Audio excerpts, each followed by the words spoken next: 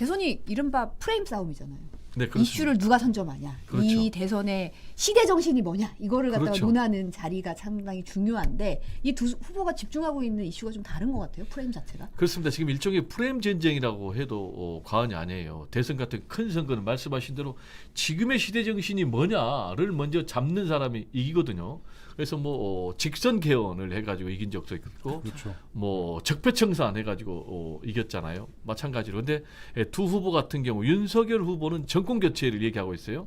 그러면서 문재인 정권 심판을 프레임으로 내걸고 있는데 네. 여기에 비해서 지금 이재명 후보 같은 경우는 민생 경제 대통령을 내세우고 있는 거예요. 아무래도 이제 코로나19라는 위기 상황 때문에 이런 프레임을 내세우고 있고, 지금 이제 윤석열 후보 같은 경우는 본인이 검찰총장 하다가 저항했기 때문에 반문 빅텐트론을 내세워서 이런 프레임으로 나가는 것 같은데, 여기에 대해서는 약간의 그 배경이 있는 거예요.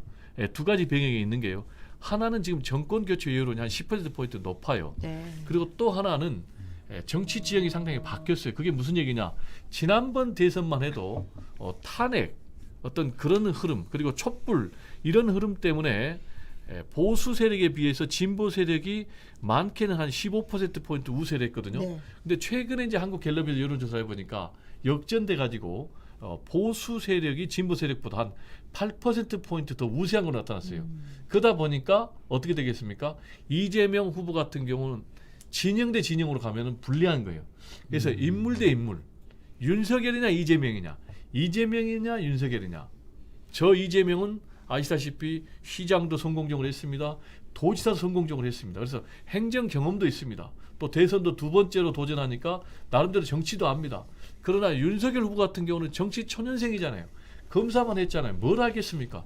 그래서 코로나19를 해칠 나갈 적임자는 접니다라고 이재명 후보는 주장을 하고 있고, 지금은 아닙니다. 무능한 위선 정권, 문재인 정부를 반드시 바꾸는 것이 시대 정신입니다. 라고 지금 세력 대 세력, 진영 대 진영으로 나가는 것이 지금 윤석열 후보의 전략입니다.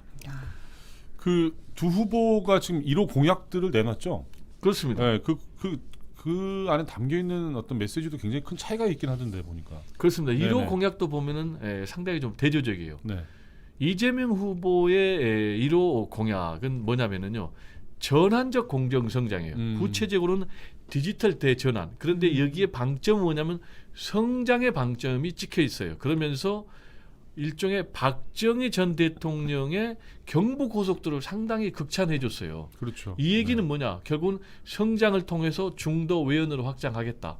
더 나아가서는 개혁 보수까지도 내가 끌어들이겠다. 라는 이제 그런 전략이 담겨 있는가 하면, 지금 이제 윤석열 후보 같은 경우는 본인이 직접 내놓지는 않았지만은 지금 정책본부장이 원희룡 주자잖아요. 네. 원희룡 주자가 이제 코로나 관련해서 뭐 백신 관련이라든지 네, 또는 오늘 뭐 얘기했더라고요. 네, 네, 그렇습니다. 네. 지원 관련해서 일단 선지원 후 정산 이런 정도로 코로나에 상당히 초점이 맞춰져 있고, 그리고 이제 김종인 위원장 같은 경우도 결국 1호 공약은 코로나다라면서 코로나 민심을 겨냥하는 그런 정책을 1호 정책으로 나갈 것을 지금 시사하고 있는 상황입니다. 네. 그럼 이 시점에서 네. 중간 중요한 평가를 해보자면 오늘의 제목. 오늘의 네, 제목 네, 네, 네. 중간 평가를 해보자면 어느 쪽이 야, 선방하고 이 중간 평가 또 잘못하면은 뭐 편파 왜곡 평론이다. 그래서 아니 저희는 유튜브니까 상당히 또 또 이렇게. 저도 이 네네. 균형을 좀 이럴 때 잡으면서 쓰시는 거 하는데요. 있잖아요. 네네. 이럴 배종호의 생각입니다잖아요. 네, 배종호의 생각입니다라고 네. 오늘 안 하고 근거 있는 배종호의 평론하겠습니다. 네네. 네. 일단 제가 볼 때는 네. 후보가 선정이 된 지 10월 10일 민주당, 네. 그렇죠. 그리고 국민의힘은 11월 5일. 한 달 늦게. 그러니까 한 달 됐고 상당히 좀 시간이 지났는데, 네. 이 시간을 보면 전반전은 이재명의 약간 열세, 그리고 윤석열의 우세. 근데 후반은 윤석열의 열세, 이재명의 우세, 이렇게 정리가 좀 되겠어요. 왜냐하면은 전반전을 보면은 상당히 윤석열 후보가 컨벤션 효과를 그렇죠. 보는가 하면은 네. 이재명 후보는 역컨벤션 효과 보면서 두 사람의 지지율 격차가 10%포인트 이상, 두 자리 격차까지 났거든요. 근데 최근에 지금 양태를 보면은 완전 초접전. 네. 그래서 12월 첫 번째 주에 328개 여론조사, 무려 328개입니다. 네. 이걸 총 정리를 해봤더니 머니투데이가 의뢰한 거예요. 어떻게 나왔느냐?